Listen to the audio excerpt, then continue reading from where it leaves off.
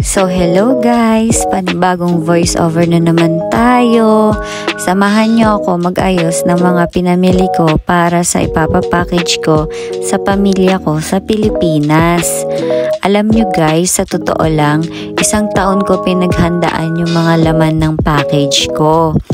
Bigyan ko kayo ng tip guys ha, kung may balak kayo magpadala ng package sa mga mahal nyo sa buhay sa Pilipinas, dapat mamili na kayo ng paunti-unti. Kahit matagal pa yung araw ng balak nyong magpadala, basta tignan nyo lang lagi yung mga expiry dates ng mga binibili ninyo.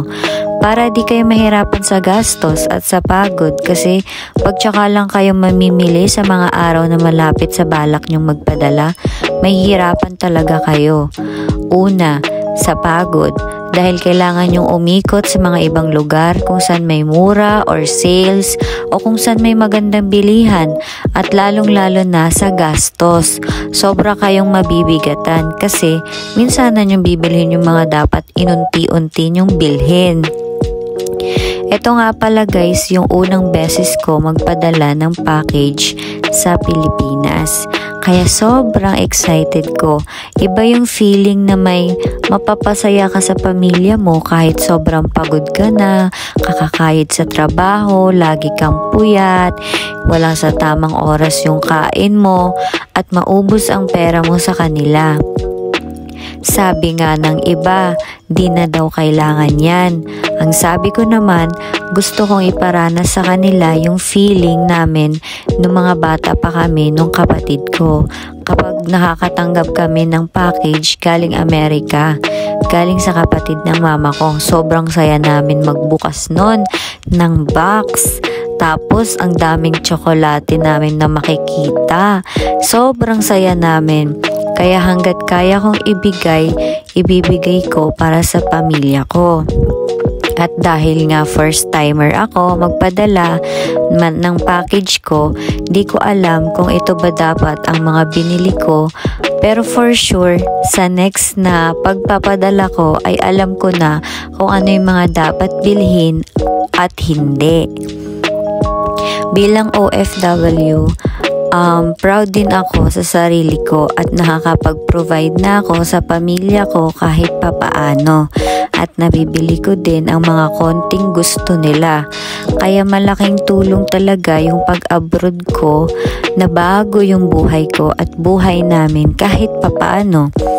Baka sa pag-uwi ko ng Pilipinas, ako pa ang makapagbukas ng padala ko kasi uuwi ako, magpapahinga ako. Dahil sa sobrang pagod sa trabaho, kailangan din mag-relax ng utak, ng katawan natin. Huwag na lang puro trabaho. Kaya excited na talaga akong umuwi. Sana lahat ng tao na nangangarap din mag-abroad, marinig din ni Lord at baguhin din ang buhay nyo kahit papano. Gaya ng nangyari sa akin na bago yung buhay ko kahit papano. Nakakatulong ako sa pamilya ko, yung pambili ng gamot nila, pambili ng pagkain, pambayad ng kuryente, pambayad ng wifi.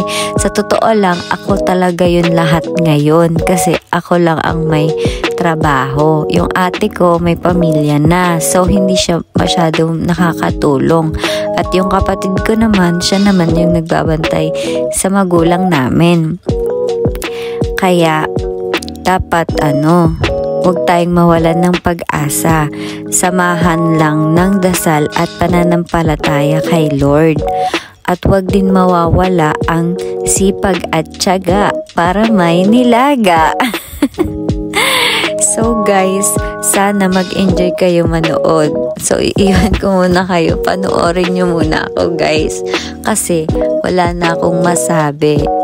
Okay, bye-bye!